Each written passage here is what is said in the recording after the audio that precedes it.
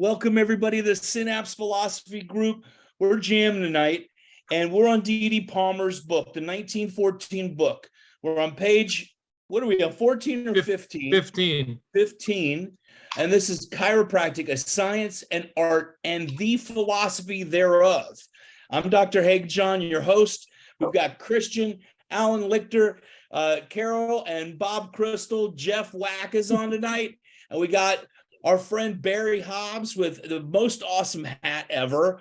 And he's looking like Dee Dee. It's Dee Dee's birthday. Dee Dee's birthday. If it's the 6th or the 7th, that came up today. Dee Dee used both dates. But we're honoring him no matter what. We're always honoring him because he is the father of chiropractic. And through him, we are saving lives every single solitary day. So, but we're on page 15 of the 1914 book, The Chiropractor, okay? Jeff, do you have that book? I do not. Well, we read it and then we discuss it, okay? So you get a little bit out of it right now. And Alan, why don't you lead us off reading right now? Is that cool? You got that? I'm ready. So we're halfway down page 15. We're halfway down page 15. You want me to start with in chiropractic or the theories, Egg? In chiropractic. All right. In chiropractic, you should discriminate between science and art. Science depends upon principles and art upon practice.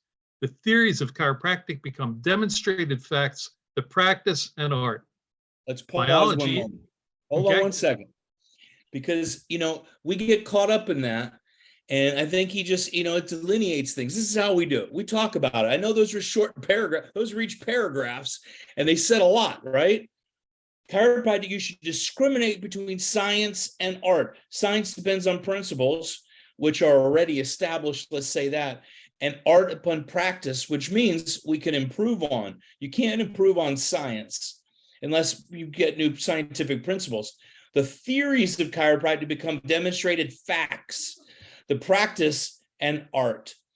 So I just like that. He just gave us some decent definitions. We can keep moving on if nobody has anything else. All right. Biology and chiropractic include vital phenomena in contradistinction. There you go. It's misprinted here a little bit. In contradistinction to physical facts. Those functions, energies, and acts that depend upon life as manifested by contrast to those which exist without intelligence. That's a little obtuse, I think. It is. Energies and acts depend upon life as manifested by contrast to those which exist without intelligence. I mean, again, that's going to intelligence in matter, right? We're going into 33 principles almost right there. Let's keep going. All right. A prominent writer aims to make a record of chiropractic by affirming that he is the author, formulator, and constructor of the science of chiropractic. That the essence, the essential principles, is love, patience, perseverance, truth, and equality. That these principles constitute its highest standard, wonderful beauty and simplicity. Love, patience, perseverance, truth, and equality as principles belong to the Sunday school or the lodge room of some benevolent organization. As 5 principles, they are not found among the 500 which the founder of chiropractic uses to compose its science. Let's pause right there. I have been looking for that quote for 2 weeks, okay? I've been digging through 1910 and 1914 because everybody, we talk about love is all about love. It's about love. He's saying bullshit, okay? We've got a lot more going on here. It's a lot more than, and this is 1914. I've been looking for this quote. I think it's very, very important because we get caught up a little bit, and I'm all about love, don't get me wrong. But he's saying this isn't one of our principles. Let's be honest. We're talking about service. What do you guys think about that? Love, patience, perseverance, truth, and equality are all important factors. Yeah. And you have to have them in your life and you have to use them in your practice. But he's saying that's not part of the principles of chiropractic per se. Right. He's not saying they're wrong. He's saying they're part of the church. They're part of the religion. They're part of other organization. They're not the chiropractic principles. That's it. And That's somebody it. else said that they were, and he's saying, not in my book. Not in my book, but they're important. All right, let's keep going on. So I'm wondering Go ahead. who he's talking about here, who the prominent writer is, claiming that he is the author, formulator, and constructor of the science of chiropractic. I'm wondering who he's talking about. I think he might be referring to BJ. It's probably likely. That's the first thing I would think of, because he uses BJ often like an innuendo like that. There's a prominent guy, I'm not going to mention his name, but that's a really good question. Who is he talking about? Because, in 1910, he's saying names, and, he's bashing Carver every chance he can. And other writers here, he's a little more maybe mellowed out by this time in 1914. I don't know. Well, let's find that out. Maybe we can we'll post that in our chiropractic history or something. Maybe we can get some information on that. Ready to go? Yeah. Why not learn chiropractic as a science? Why not be specific in adjusting? Why not learn the specific cause of typhoid fever, acquire the knowledge of why, how, and where adjust for it? Why not comprehend the how and why organs and parts of the body are affected by displaced vertebra? Why not know that hemiplegia is because of the displacement of the sixth dorsal vertebra, that one half of the body may be affected by the fibers of that nerve? Why not become acquainted with the proper method of adjusting that vertebra? Why not learn the two ganglionic chains of the sympathetic nervous system, which reach from the occiput to the coccyx, its plexus of nerves extending to the cranium, the fibers of which unite with the cranial nerves, and that these vertebral cords are distributing agencies of organic life reaching to all viscera? Why not learn that my book is really smeared there, Neuroskeleton. that the neuroskeleton is a protector of the central nervous system, and that when any portion thereof is displaced, it is a disturber of vibration, heat, and other functions. Why not learn to use the vertebral processes as levers to replace luxated vertebra? Science is knowledge, ascertained facts, accumulated, systematized information regarding causes and principles. Why not correlate and reduce to a system these principles? Why not make them practical? Why not learn to reason from cause to effect? Why not become acquainted with the physiological and pathological processes in health and disease? Why not obtain knowledge regarding pyorrhea alveolaris? Why not ascertain the fact that a discharge of pus from the margin of the gums, granulated eyelids, bleary eyes, kidney affections, diseases of sebaceous glands, and some headaches are because of a KP luxation? That two or more of these diseases may be associated, may result from overtension of the fibers of one nerve which ramify the portions affected. Why not be able to make a distinction between the diseased conditions arising from the tight, rigid, strained nerves of the third cervical and 12th dorsal? Why remain satisfied with a meager knowledge of science, art, and philosophy of chiropractic? Why not advance onward, upward toward perfection? Why remain in the lower rounds? Why not exert yourself and become eminent in your line of work instead of kicking down the ladder upon which others are climbing?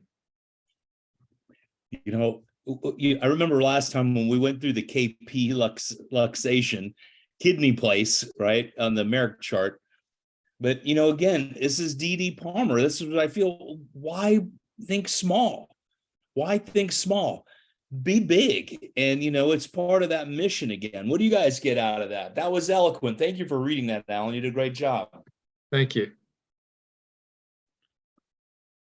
I would say that there's always room for growth. There's always room for exploration within limits of the philosophy and the intention of what chiropractic is for. I don't know how which direction you guys typically go. But the one thing that stuck out to me is the term luxation versus subluxation. And is that something that BJ coined? Is this strictly a D.D. Palmer luxation and BJ later referred to the subluxation?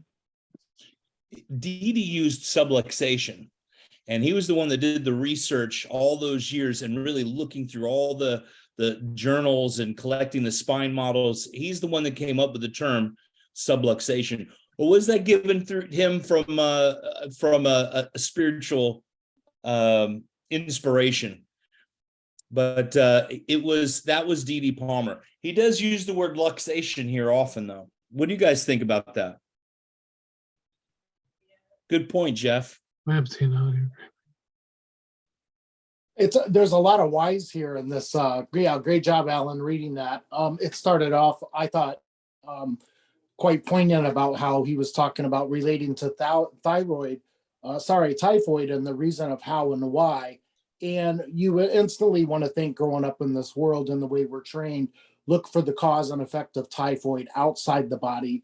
And here he is saying, no, look for the vertebral segment, look for the area that needs to be adjusted.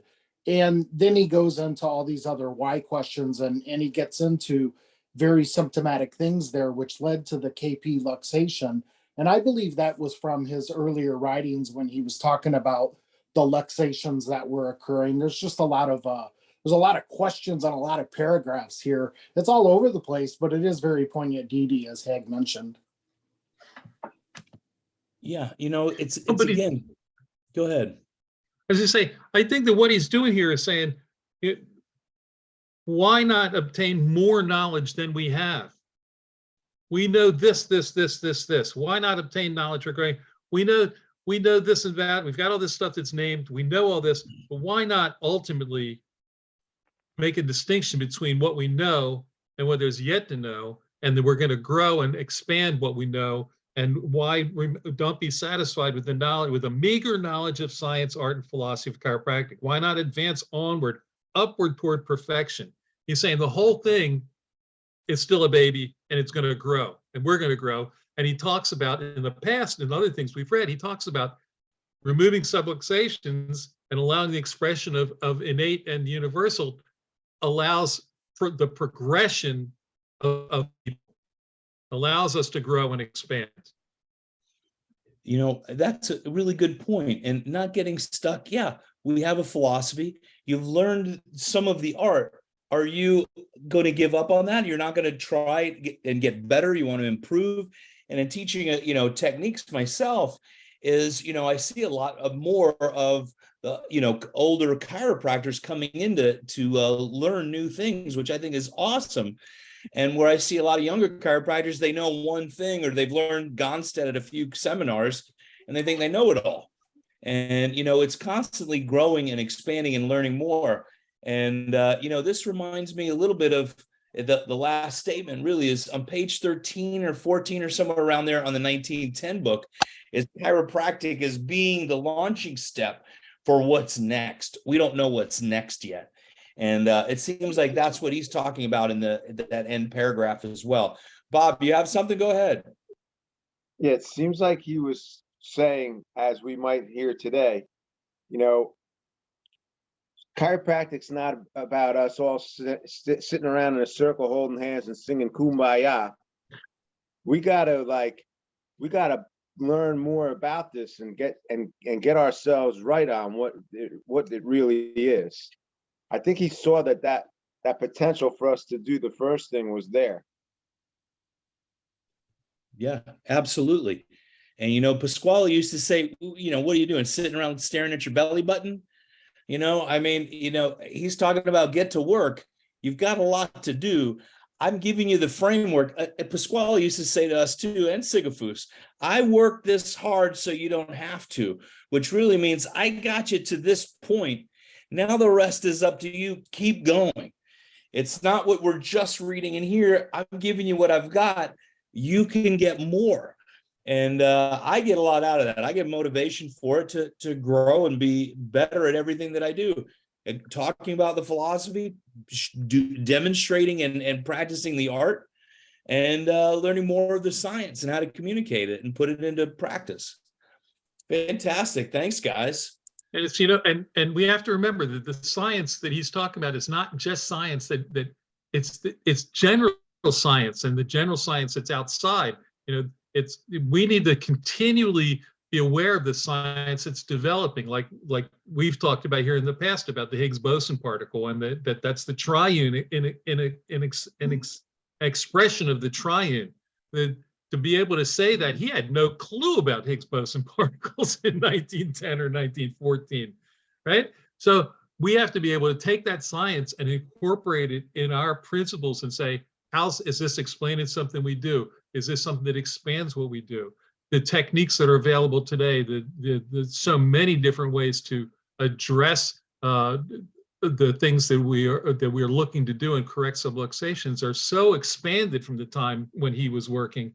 And it's a matter, as Christian, we were talking earlier, that you have to find the things that work for you to be able to express it to your practice members. You develop your own technique by going to a bunch of seminars and picking up a piece from Haig and a piece from Arlen, from Four, and from Donnie Epstein, and from everybody else that you get to go to see.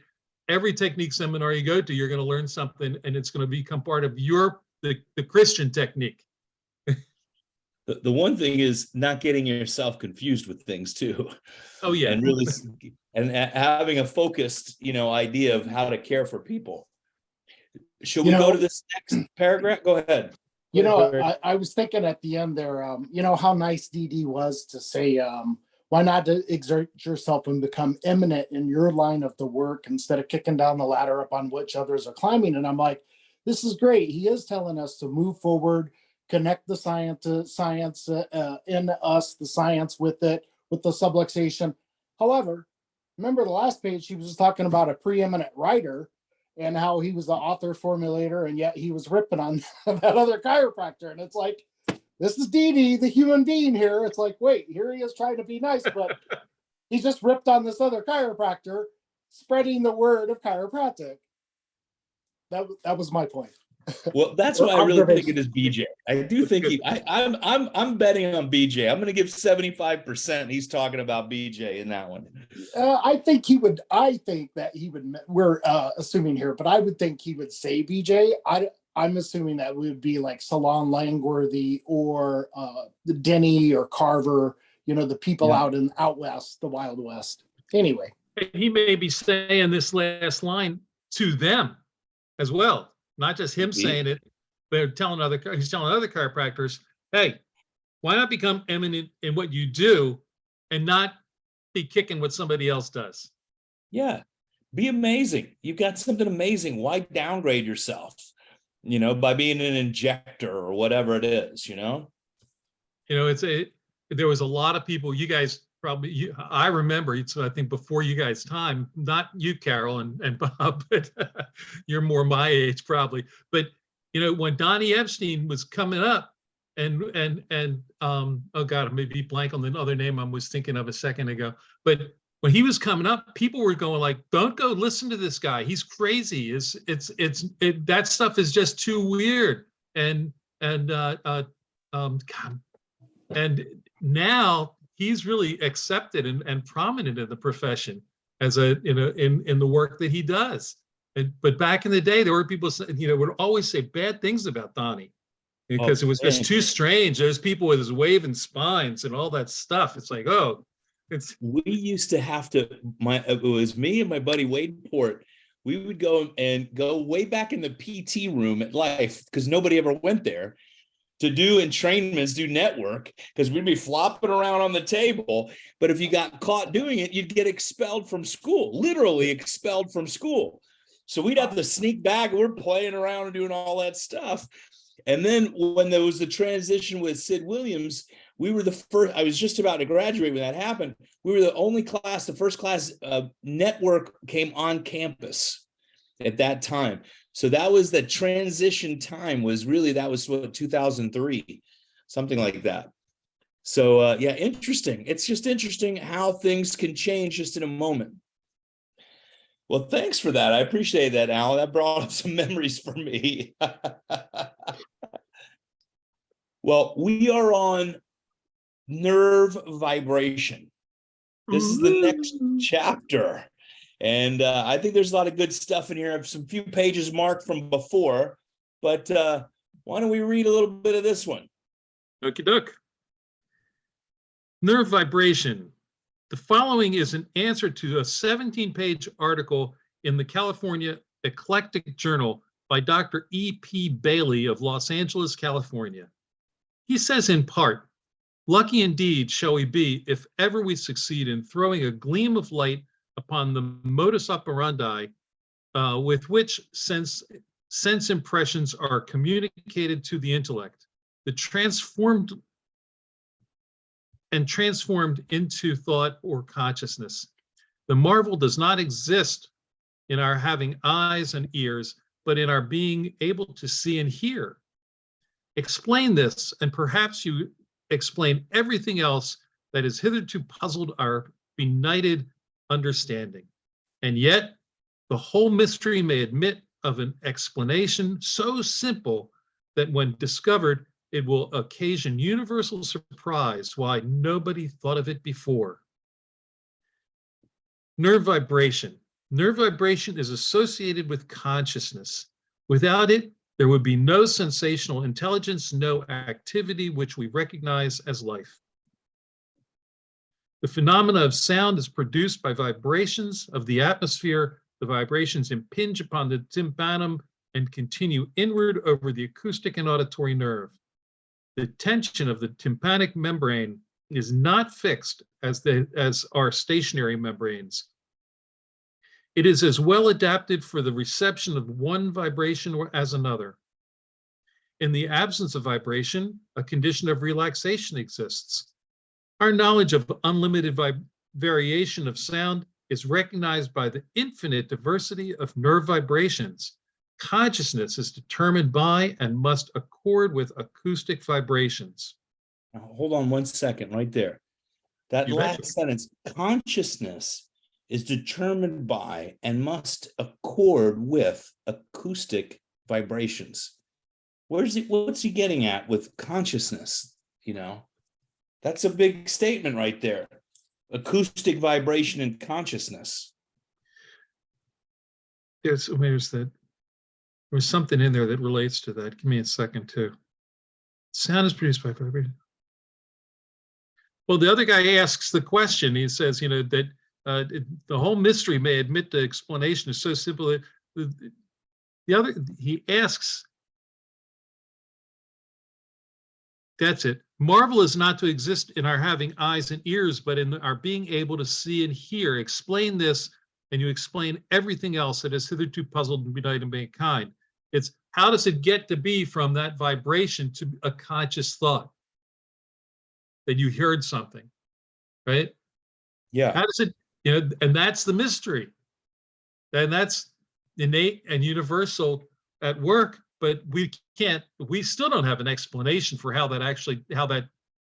that transition is from a sound to whatever that electrical impulse in a nerve or a sonic impulse in a nerve, and then into your brain, and then you recognize it as I'm talking to you now.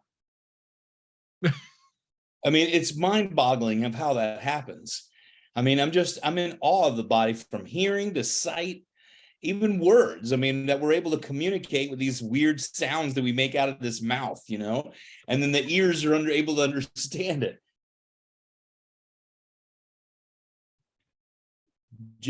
Jeff, I'm trying to get this. I'm making sure I've got all your email correct. That's RCN, correct?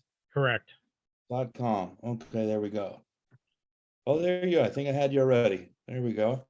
Yeah, I think the mystery of innate and how it uses the material body is the big fascination. You know, I sit out of my hot tub in my backyard here a few times a week, and we're kind of near the Allentown, Pennsylvania airport, and I see the planes go by all the time, and I'll sit there, and all of a sudden I'll hear a plane that takes this one path directly overhead, and I can immediately look up and locate it, you know, from the one side to the other. I know exactly where to look based on what my ears tell me to do, to send the signal to my brain, to my eyes to go here and look for that. And I see it immediately. And that stuff fascinates me that my neurology can just process that, and I have that ability to do that.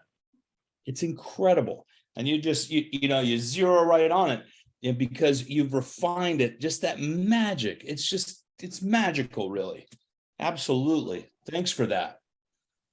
Anybody else? Well, we did a lot already, do we want to keep going on? You want to read one more paragraph? Yeah, you said you wanted to be done by 20 out, right? We got a few more minutes. Well, I mean, done and discussed and all that. Absolutely. Go ahead. All right. Well, I don't make plans for these. It's how, we run it organically. Let's see. Thought transference by speech is accomplished by and through the medium of atmospheric vibration. We recognize the volume and quantity of this of vibration focused by the external ear and conducted to the acoustic nerve. The principles involved in the telephone and the ear are very similar. The phenomena of each are controlled by the same law. We recognize individual voices because of the difference in vibratory movements. This is true whether conducted by the telephone wire or the atmosphere. We recognize the faces of individuals because of their dissimilarity. Thus it is with voices. Faces and voices may be so distorted as to be unrecognizable. The combining of many voices or that of many musical instruments are blended into one vibration. Each instrument or any combination of instruments are presented with recognized by its particular vibration. The molecules of the atmosphere and those of the wire of the telephone transmit the vibratory movement. The diaphragm and the wire of the telephone perform the same office as does the tympanum and the auditory nerve of the ear. The vibration of the transmitting diaphragm, the transmissions of the transmitting diaphragm are carried over the connecting wire, while those of the ear vibrated over cochlear and vestibular nerves, two of which form the auditory nerve, the eighth cranial. The nerve vibrations create consciousness. The vibrations of the atmosphere are impinged against the tympanum of the ear, transferred to the auditory nerve, and we recognize those vibratory movements. So, DD says, spend some time talking about how not to use us as mechanical analogies, but, he had a pretty good one just now. He didn't like us. We're not machines. We're not mechanical. He just spent the last chapter just, kind of talking about that and using an analogy of the phone, but it is very, very similar. And I see the relationship very clearly. Amazing.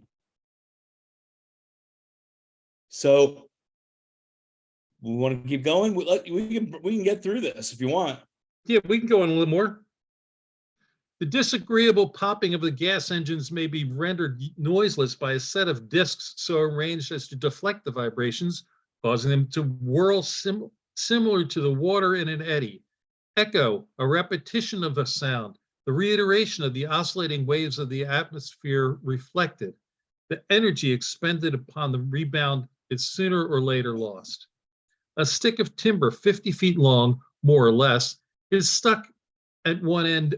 The vibratory movement of the molecules are transmitted from the end struck to all portions, even to every atom.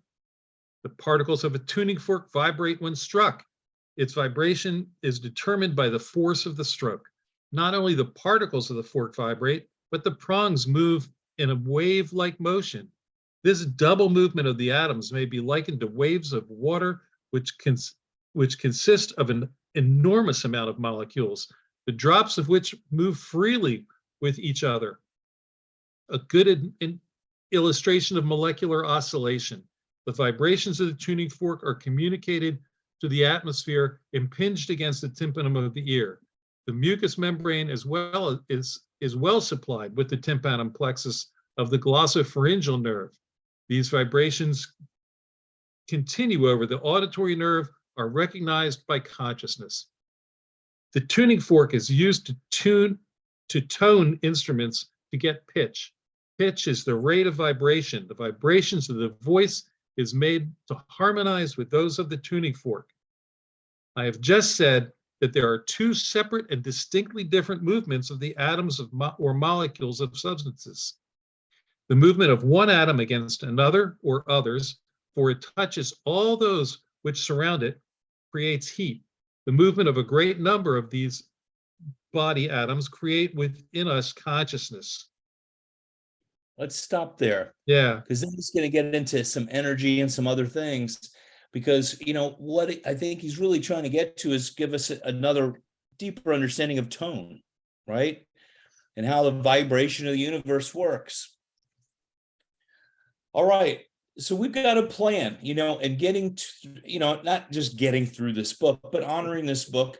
The first chapter is so in depth. We get to a lot of spirituality, a lot of consciousness of service. And, like I like to say is, each person on the table is an altar and we're serving God in that person. And I think that's what Dee Dee was really getting at, is caring for these people in a, in a deliberate, as our moral and religious duty. Now he's getting into more of the science, which is important. And thanks, Barry, for, saying, he says science, art, and philosophy. Is that right? Is it that order, or is it science, philosophy, and art? Art is in the middle. So, it is, we're going to get into a little more science in this. I have a whole bunch of stuff marked from the past, but this is where some of these things we can skip around a little bit, just like we do in 1910 for this, but there's a lot of good meat in the next few sections. It's interesting. He goes back and forth talking about consciousness. And he talks about it, I think, two different ways here. It's almost confusing because he talks about that the sound is consciousness. And then he talks about being recognized by consciousness, and then it is create within us consciousness. It's like used three different ways in these couple of paragraphs to me. Well, that's what he was getting at, is tone, right? As the vibration that holds it all together. We're getting that, we get it towards us, and the body's own innate has to recognize it, process it, and then use it for what it needs to function. And I think it's a really good description. Like I said, really is, he's giving us a deeper understanding of tone, of really is, I think he's just touching on it here, though. And we're going to get into it a lot more later on, which is exciting. But thanks for that insight. Absolutely. I mean, that's, again, a triune, right? We're doing a lot in threes. And I am pretty sure he was, we probably shouldn't get into this right now, but was a Freemason. And I know BJ, there are some pictures with him with the Scottish Rite, the 33rd, level of wherever he is, that ring he's wearing. And from what I understand, you don't get to that level without your being it familial as well. I don't really know. You guys might know better than I do. But just talking about that, talking in threes, that's really important, Alan, for a lot of what they're doing. There's codes in here that we're not even sure of yet. Oh, we got Steve, but we're almost done. There's Steve. So I love this book. I got a lot. I love hanging out with you guys. I've got kids to go take care of, though, because my wife is in Brazil. So I've washed 2 dogs and a couple of kids and fed them, and now I got to put them to bed. All right. So I appreciate you guys letting me go do that. And I have 6 more days to survive. Just pray for me, please. And Jeff, I want to touch on something, because, knowing you from the gatherings and not having that anymore, we're bringing something similar back. And I'm planning for February, when it's nice and cold, for everybody up north to come down to Florida to escape, just like we did in back in the day in where Delray. And so we're calling it Synapse. And just like this is Synapse philosophy, we're going to have a Synapse workshop that's going to be with the same energy as gatherings were. Santo, the same thing, but we're bringing the energy from Sigafus and all of our, wonderful mentors we had from that, from, Dick Santo and Cecil Collins. I love and miss Cecil Collins greatly. He's passed recently as well. So that's going to be in February. We haven't picked the date. Thanks for reminding me. Yeah, And a just couple more keep What's a heads that? up with keep a heads up with the date, because New Beginnings always has a gathering at the Jersey Shore. It's usually the first weekend in February, and a lot of us, I know Bobby and Carol will be there. It's a smaller group, but we have a real intensive experience there, and that's something we all look forward to. So it's usually that weekend between the last playoff football game and the Super Bowl, so it doesn't conflict with that. So to give you a heads up. Perfect. Well, all the time will be around, away from New Beginnings and away from DE. So, the people that go to those, just like we had at the gatherings, people can make it there. July 22nd, we're going to do innate adjusting in Spartanburg, occiput, atlas, C4, T1 through 3, T11, 12, and lumbars and sacrum. And then we're doing chiro missions with Peter Morgan. We're going to have a innate adjusting in Haiti and join Peter. So this is a jam-packed year of a lot of service and change in the world. So that's my shameless plug for the end of this. And anybody have any other things they want to talk about? Carol, did I see you raise your hand? Okay. Guys, ladies, gentlemen, everyone else that joins in, God bless you. I love you. Have a fantastic night. And next Tuesday, Jeff, we meet every Tuesday, same time, okay? I'll do what I can. It's a busy schedule up here too. Oh, I get it. All right. Good night, everybody. Good night, guys. everybody.